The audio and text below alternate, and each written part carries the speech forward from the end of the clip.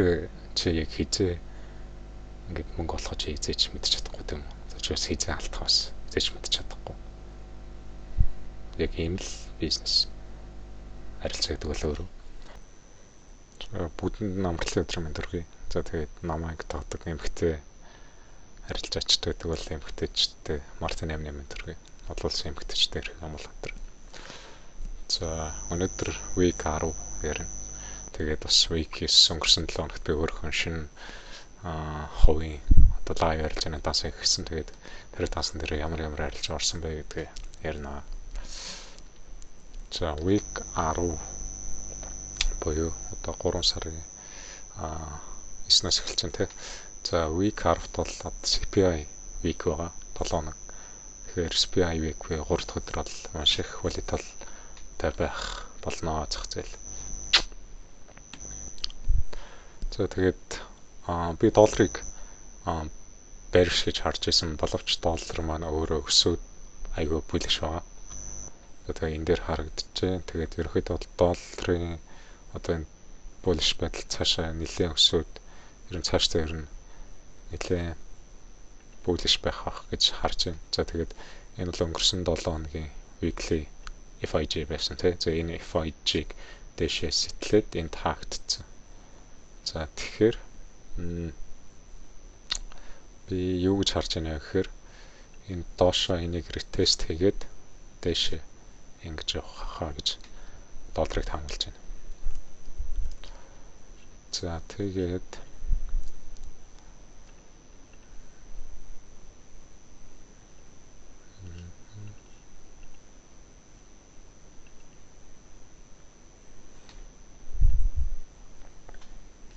за энэ дээр долларын daily chart харагдаж байна. Daily charts дээр энэ 7 хоногийн FIG дотор энэ daily FIG үүссэн байгааг харж байгаа. За энэ 7 хоногийн FIG бол inversion fair value gap IFIG шүү дээ. Тэгэхээр өмнө нь бол одоо энийг бол inversion болгож ашиглана гэсэн. За тэгээд энэ daily FIG лөө trade тэгээд дэшээ ингэж явах гэж харж байна долларыг.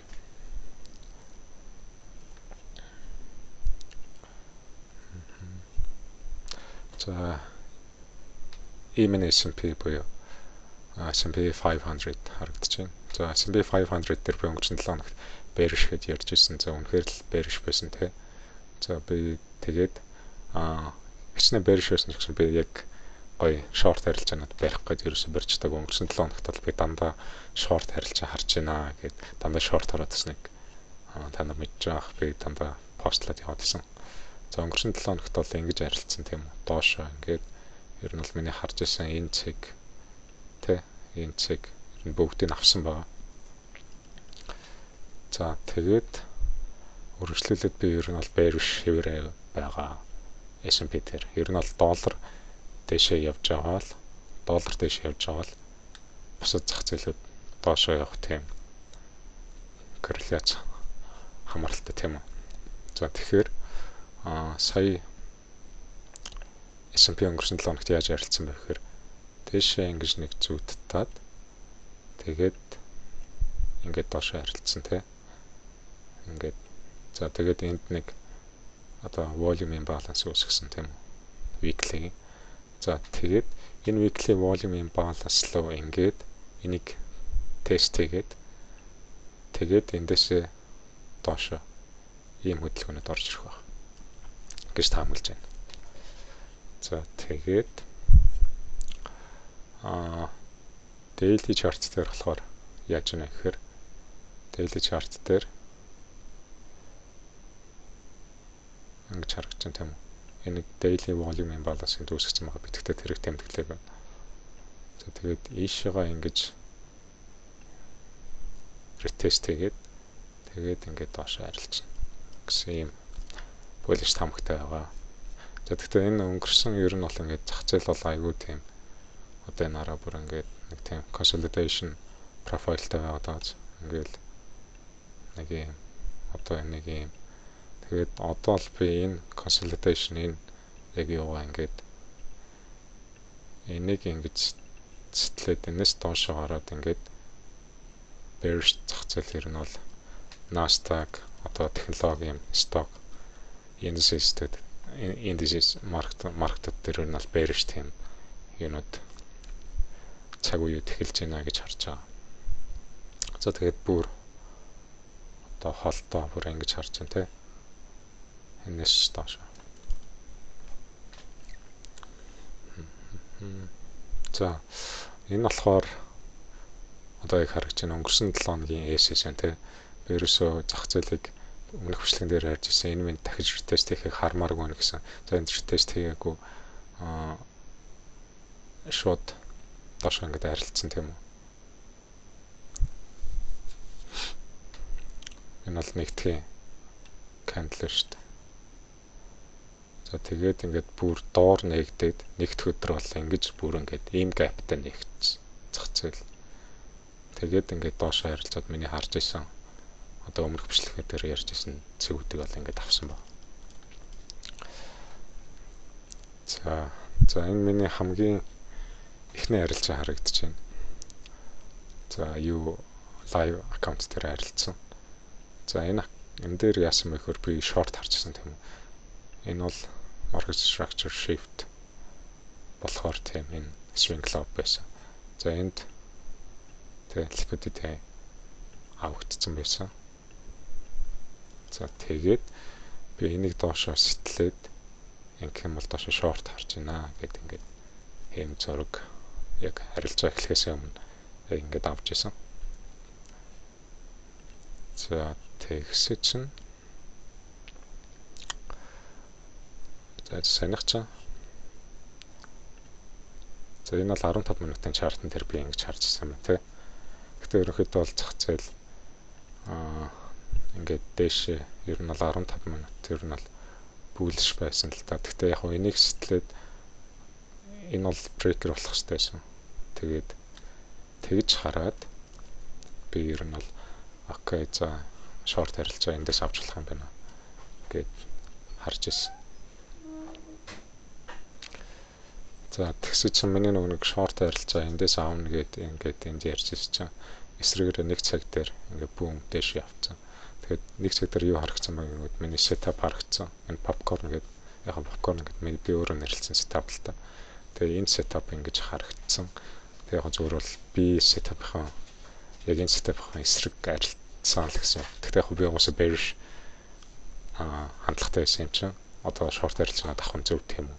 Хэрвээ хичнээн маркет надаа одоо тийм bullish тийм сигнал өгч ирсэн ч гэсэн. За би ингээд энэ авагдаад энэ ингэж доор хаагдаад тэгээд ингээд доошоо харилцах байх гэсэн чинь эсрэгээр ингээд нэгд өдөр бол ингээд дэшээ харилцсан. За энэ ихний трейд харагдаж байна тий. За энэ бол 1 минутын чартн дээр. За нэгд өдөр би хамгийн ихний одоо live content-ийн харилцаан дээр юу алдсан вэ гэхээр би бол яг илүү тийм sub буюу тийм жижиг цагууд дээр илүү харилцах гэж оролт хийх гэж хөвдсөн байлээ. Яг нэгд өдөр ялангуяа би илүү боломжтой байх хэрэгтэй эсвэл за хичнээн миний одоо buys bearish байгаа ч гэсэн яг нэгд өдөр тийм одоо Judas swing буюу нэг хурамч хөлгөнөд орж ирдэг тийм үү. Яг чиний явж байгаа зүгээс эсрэг зүгт одоо market maker-ууд тэр зөвлөө ингээд арилжж байгаа юм шиг болоод одоо өөрсдийнхөө ордеруудыг бий болоод за тэгээд яг үндсэн хөдөлгөөнөд 2 дахь 3 дахь 4 дахь гэж явах магадaltaй байдаг. За би тэрийг ерөөсөө тооцоолоогүй дандаа шууд нэгтгэс мэ bearish ингээд явцсан. За тэгээд энэ 1 минутын чартн дээр ингээд арилжаанд орсон. За тэгээд stop loss зөвхөн би миний данс чинь өөрөө за нэг $5,000 данс шүү дээ. Тэгээд тэрний нэг хувнэхээр нэг $50 би ирсдэг шүү дээ тийм үү. За тэгээд энэ $43 ирсдэг. Тэгээд нэг юм одоо $136 ихэр ийм арилжаа байсан. Гэхдээ энэ бол би одоо 2-1-ийн харьцаатай буюу одоо $1 алдаад $2 ашиг хийнэ гэсэн risk reward ratio гэсэн тийм үү. За энэ гэхдээ бүр тэрнээс илүү давцсан. Одоо 3 risk reward ratio байсан. За тэгээд жоохон шуналцсан гэсэн үг. За тэгээд ер нь зах зээлийг миний орсон цэгээс доошоо ярилцсан тийм үү. Доошоо харилцаад ингээд доошоо энийг сэтэлэнгүүт нь би stop loss-оо ингээд доошоо шахсан. эрсдлээ багасгасан гэсэн. За тэгээд 13 долларын эрсдэлтэй харилцаа ингэ болж байгаа. За тэгээд цаашаа бүр ингээд одоо би $50 эрсэж байгаа юм бол би $100 дээр take profit-а тавих хэрэгтэй тийм үү. За энд баг $95 гээд ерөнхийдөө бол миний яг 2R ratio дээр ингээд ирж исэн profit дээр. За би энэ дээр 100 яг тэр одоо мөнгөний менежментэд аваад яг $100 дээр 2R дээр би ашиг аваад тэгээд нэгд өдөр ашигтай харилцаж боломжтой байсан. За тэгээд бүр энд ирэнгүүт нь одоо харилцаанд нэг баг миний харилцааны баг 90% ингээд биелсэн байна шүү дээ. За тэнгүүт нь би stop loss-а break even болгох хэрэгтэй тийм үү. За ингээд эхний харилцаа бол ингээд эрсдэлгүй болж байгаа. За тэгээд энд харагдчихэв одоо $100 энэ дэлхийд хийгдсэн байсан. Тэгтээ би шуналцсанаас болоод бүр илүү жоохон доошо бариад харилцаа. Тэгээд ашиг авч чадаагүй. Ингээд зах зээл дэшээ яваад ингээд stop loss break even цогцсон байгаа. За тэгээд нэгд өдөр ерөөсөө нэг л харилцаа хийсэн. Тэгээд өөр харилцаа хийх юмд сонирхол байгаагүй. Яг бол миний bearish time setup-ууд бүтдэггүй байсан болохоор зах зээл дэш явсан болохоор. За тэгээд $7.5 break even яваад. За эхний өдөр бол яг за баруул ашигтай яг гэж хэлж болохоор яг break even л харилцаа юм да хамгийн ихний харилцаа бол. Тэгтээ мөнгө алдаагүй. За ийм харилцаа болсон байна. За энэ хоёр дахь өдрийн харилцаа харагдаж байна. За хоёр дахь өдөр яасан бэ гэхээр би босоод short харилцаа харжсан тийм. За тэгээ short харилцаа харжсан гэсэн хоёр дахь өдөр бол нэлээд зах зээл ингээд доош харилцсан тийм. За тиймээс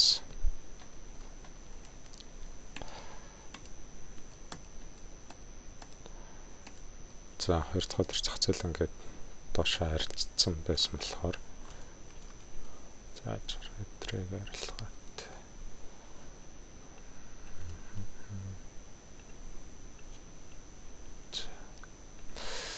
за тэгээд ингээд Asian market-аар ингээд нэлээд доош харилцсан байсан. За тэгээд previous одоо за энэ previous week club байсан баха.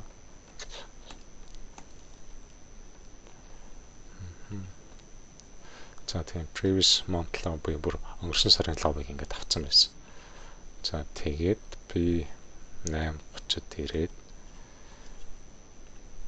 тэгээд бас л доош харилцаа харж ирсэн. За тэгтээ одоо зах зээл хаашаа хүртэл тест хийх боломжтой гэж харж.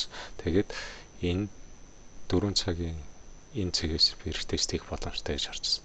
За тэнгуут нь энэ тест тэнгуут нь доош харилцаанд орё гэж харж ирсэн. За гэхдээ тэгж харж ирсэн боловч би шууд эсрэгээрээ одоо Нью-Йорк нэгдэнгүүт нь эсрэгээрээ шууд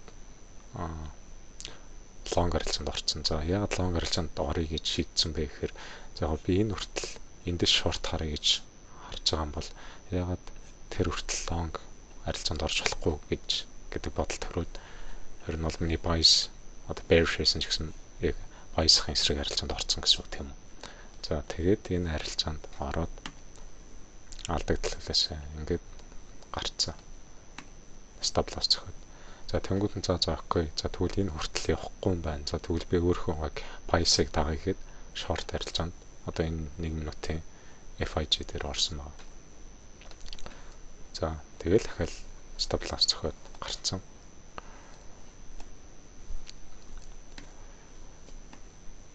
За тэгээд хоёр дахь өдөр ингээд хоёр харилцаанд ороод хоёр stop loss зөхүүлээд ингээд дуусчихсан. Хоёр харилцаанд хэрвээ алдсан бол тухайн өдрийг дуусгах хэрэгтэй тийм үү? 4000 дагуу. За тэгээд $97.5 алдсан гэсэн.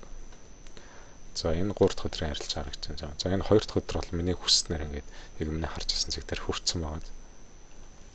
За тэнгууд за окей. Би бас одоо энэ 7 хоногт bearish амчсан. Дахиад short харилцаанд дарна тийм. За тэгээд зах зээл нэгтгэхээс өмнө би энэ 15 минутын FIG-г харжсан. За энэ FIG-г ингээд доошоо сэтэлээд ингээд Lana candle ингээд энэ доор хаагдаад ийшээ ингээд энэ FIG-г одоо inversion болгоод явгод нь доошоо харилцаанд орё гэж харжсан. За тэгээд одоо ингээд cancel хаагдсан байна тий. За тэнгууд нь би энд sell limit тавиад ингээд харилцаанд орсон. За тэгээд эрсдлийн менежментийн давуу $50 эрсдэд ингээд харилцаанд орсон. За гэхдээ харилцаа өснөр яваагүй. Ингээд дэше яваад stop loss зохиогдсон. За тэгээд энэ харилцаанд би 3 өдөр тий 3 өдөр нэг л харилцаа хийсэн. Тэгээд $75 алдсан. За тэгээд $50 алдах хэрэгтэйсэн чинь $75 алдсан. Тэгэхээр би stop loss-оо сунгаж таарсан байгаа байхгүй. Тэгээд stop loss-оо сунгаад ингээд $75 болгоцсон. Зэрэгд бол ингэ хэсгүйсэн нь бол 4 зөрчсөн үйлдэл болсон гэсэн.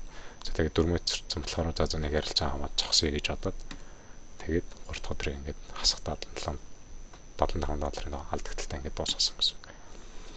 За 4 дахь өдөр болохоор 4 дахь өдөр бол айгүй гоё степ харагдсан.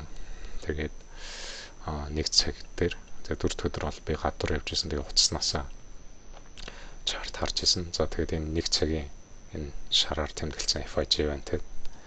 Тэгээд энэ FIG би short орох гоё боломжтой цаг байна гэж хараад ингээд short орсон тийм үү. За тэгээд $50 эрсдэд. За тэгээд энэ $158 гэдэг ингээд бүр ингээд доош. Энэ болохоор бараг 3R trade юм уу та. За тэгсээ чи ингээд stop loss зохиогдоод их найрч гарцсан. За энэ дээр яагаад ингээд энэ амархан stop loss зохиогдоод гарч байгааг ерөөхдөө зах зээл энд нэг жоохон ирээд арилцгаар нь би stop loss доош энэ шахацсан байсан. Эрсдлээ багасгаад.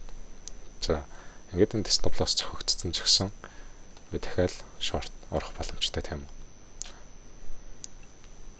Тэгээд энэ 1 цагийн candle маань өмнөх 1 цагийнхаа хаяг аваад тэгээд ингээд доошоо ирээд би нэг цагийн FIG дотроо дахиад short харилцаанд орсон байна. За ингээд $42 эрстэй тий.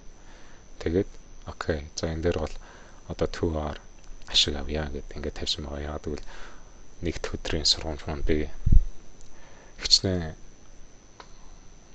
2R буюу одоо мөнгөний менежментэд агаад ашиг аваад ашигтай харилцаж болох байсан ч гэсэн мөнгөний менежментэд зөрчөөд ингээд шуналтаад ашиг авч чадаагүй тийм үү. За тэгвэл за окей би өөрөө мөнгөний менежментийг дагая гэдэг ингээд тавьсан байна.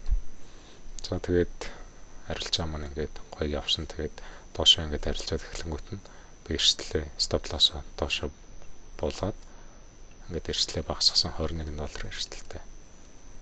За тэгээд бүр trade ERF-тэй биелэхээр нь stop loss break юм болоод харилцааг эрсдэлгүй болгосон. За энэ дахиад харагдчихэв. Тэгээ за энэ дэр бол stop loss бүр жоохон жиштэй нэлийн доошлуулад одоо $50 ашигыг төгссөн байна.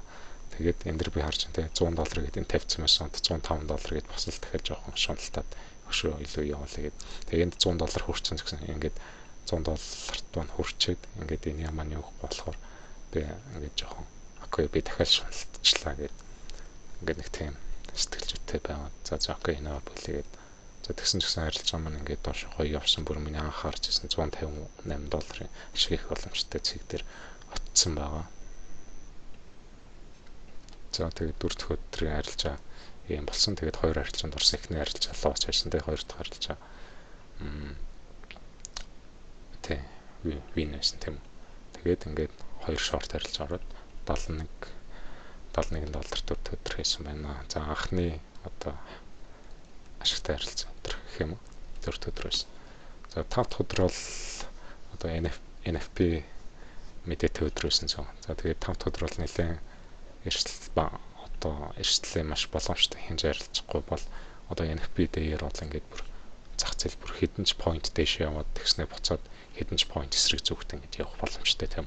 За тийм болохоор би ер нь бол яг мэдээний үеэр харилцаанд орохгүй гэж бодож исэн боловч ингээд мэдээний үеэр одоо маш цэвэрхэн энд ингээд харилцаад ингээд доошоо гоё явсан. За тэгээд энгийн өдөр байсан бол би энд short харилцаанд хэлээд орцсон байгаа. За даанч тэгээд том мэдтэй байсан болохоор тэгж эрсдэд явах гээд харилцаанд ороогүй.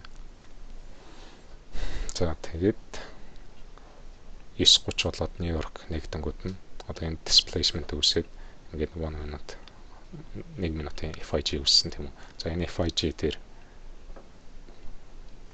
sell limit тавиад доошоо харилцсан байна. За миний харж байгаа одоо тарget сектор нэлээд ойртоод ирсэн багт нь гэж орсон. Тэгээд тийм болохоор одоо би бол энэ улаан зурагт татсан тарget цэгүүд дээр ашиг авч явах хэрэгтэй, арилжаанаас гарч явах хэрэгтэй боловч одоо миний мөнгөний менежментээр бол би энд арилжаанаас гарч иж $100 хийх хэрэгсэн тий. Тэгээд тийм болохоор би арилжаагийн хүртэл барьсан. За тэгсэж чин арилжаа маань stop loss цохоод гарцсан. За дандаа $50. За эрсдлийн менежментийг дааж байгаа тий. За тэгээд эхний арилжаа stop loss цохоод за тэгээд энд хүрчээд дахиад доошоо ингээд хаагдангууд нь дахиад 2 дахь шорт арилжаанд орсон байна. За тэгээд 2 дахь шорт арилжаа маань за ерөөхдөө ийм liquidity ийм цэгүүд дээр ирэхээр энэ liquidity-г авчаад зах зээл ингээд дээшээ ингээд явчихад байдаг тийм үү. Тийм зөвдлөх тогтолтой байгаад байдаг. Тэгээд тийм болохоор ингээд айгу яг ингээд тархттай ч ойртой тулаад ирсэн байхад арилжаанд орох ер нь айгу тийм эрсдэлтэй яваад байдаг. За тэгээд би энэ stop loss доошо шахацсан байна тийм. За тэгэхээр харж байна тийм ингээд яг авчаад ингээд дэше буцаад яваад намайг арилжаанаас гаргацсан. За тэгээд энд буцаж ингэж арилжчаад дахиад энэ 1 минутын FIG доор хахтангууд нь окей би дахиад энэ liquidity-г авч магадгүй юм байна гэд дахиад доошо шорт арилжаанд орсон ба. Энэ 3 дахь арилжаа. За би өмнө 2 арилжаа аваад алдсан ч гэсэн энэ 3 дахь арилжаанд орсон байгаа. За тэгээд энэ арилжаа бол ерөөсөө авах ёстой арилжаа биш байсан. Ер нь бол дөрмөө зорцсон гэсэн. За харж байна тэр одоо энэ дахиад яг ингээд энэ liquidity-г авчаад бүүм дэше явцсан маа. Тэгээд би арилжаанаас гарцсан. Тэгээд яг би яг ийм эрсдэлтэй айл хэдэ ингээд харж исэн зэгүүд маань арилжаад ингээд зах зээл ингээд нэлийн доошоо арилцсан байхад ингээд шорт харж байгаа нэлийн эрсдэлтэй арилжаа хийж байгаа мэдсэн болохоор энэ цэгийг ангууд нь stop loss-а би break even болгоцсон байсан. За тэгээд 3 дахь арилжаа маань эрсдэлгүй арилжаа болж таарсан. За тэгээд 5 дахь өдөр болохоор $77 50 цент ингээд алдсан гэсэн. Гिचнээ 3 арилжаа орсон ч гэсэн бага мөнгө алдчихсан. Яг эрсдлийнхаа менежментийн дагуу эрсдлээ сайн менежмент хийсэн болохоор. За тэгээд хэрвээ би яг энэ арилжаан дээр stop loss-аа ингэж break even маш хурдан шахаагүй байсан бол тэгээд жоохон $50,000 ч юм уу ер нь жоохон их мөнгө алдсан бол би өөрөө жоохон буруутгаад өөрөө зөвхөх байсан байх ингээд энэ арилжаач явах шгөөс ингээд дөрмө төрчлөө арчиг ам тентэр гэдэг ч юм уу те. За тэгээд эрсдлээ маш хурдан хааж чадсан болохоор бас ингээд сэтгэл санаа арай гайгүй байсан. Гэхдээ ерөнхийдөө иймэрхүү алдаанууд нэг хийхгүй байх хэрэгтэй. За тэгээд энэ 7 хоног ингээд нийт 14 арилжаа хийсэн байлээ би. Тэгээд 14 арилжаанаас нэг арилжаа нь win, тэгээд 2 арилжаа нь break even, тэгээд үлдсэн 11 арилжаа нь loss арилжаа байсан. За миний баланс болохоор 4,900 талаас эхэлсэн тийм үү. Одоо 4,795. За 200 хүрэхгүй шууд $190 дээр алдсан юм одоо. 11 арилжаа алдагтай байсан ч гэсэн за $190 л алдсан байна. За хэрвээ яг одоо миний юу чин $50 ирчихэж байгаа шүү дээ. За $50-ыг 11-ээр явах юм бол за би нийт $550 алдах байсан тийм үү. Тоцоололоор бол гэхдээ $190 л алдсан байна. За яг энэ бол би эрсдлээ маш сайн менеж хийж чадсан гэж өөрийгөө бодож байгаа. За тэгээд яг ихний яг Jenkins бодит live дансны харилцаа байсан болохоор ерөнхийдөө их оролтууд хийж явах үед нэг тийм одоо excited ч юм уу тийм тогтолсон ч юм уу эсвэл нэг санаа зовсон ч юм уу нэг тиймэрхүү хүсэл хөдлөлттэй байгаад байсан. За тэгээд яванда 3 дахь 4 дахь өдрөөдөөс ер нь гайг болсон. За тэгээд 5 дахь өдөр ингээд 3 харилцаа ингээд алдсан ч гэсэн ер нь сэтгэл санаа айгүй тайван байсан. За окей, угаасаа л энэ бизнесийн нэг хэсэг юм чинь те алдчих л байдаг, олж л байдаг гэх. Гэхдээ чи яг хизээ ингээд мөнгө олохоо чи хизээч мэдчих чадахгүй тийм үү? Чи бас хизээ алдах бас хизээч мэдчих чадахгүй. Яг ийм л бизнес харилцаа гэдэг бол өөрөө. За тэгээд за 14 харилцаа бол ерөөсөө чамайг илэрхийлэхгүй, ерөөсөө миний энэ аккаунтыг одоо болж гинөө, миний трейд болж гинөө, миний одоо арга барил те сетапууд, миний анализууд болж гинөө гэдгийг илэрхийлэхгүй. За дөнгөж 14 л тэрэж тэ. За цаашдаа 50, 100 трейд хийхэд яг ямар статистик гарах вэ гэдэг чинь л одоо миний age буюу нэг миний энэ арга барил нь болж гинөө гэдэгт нь мэдэгдэн тийм үү. За тэр болтол би одоо 50 трейд 100 трейд хийхэд бол би survival модтой жоохон арилжах хэрэгтэй тийм үү. За тэр нь юу гэсэн үг вэ гэхээр би энэ зах зээлд ашиг хийх гэж биш. Тэр нь бол маш сайн эрсдлээ хамгаалж, капиталаа хамгаалж ингэж энэ тоглоомд энэ бизнес илүү удаан л тогтчихүүлэх хэрэгтэй. За тэрний дараа уусаа өөрөө ашиг гэдэг зүйл араас нь ирэх бол тэр бол уусаа цаг хугацааны асуудал гэж бодож байгаа. За тэгээд өнгөрсөн 7 хоногт нэг иймэрхүү байна. Тэгээд дараа 7 хоногт уулзъя. Bye guys.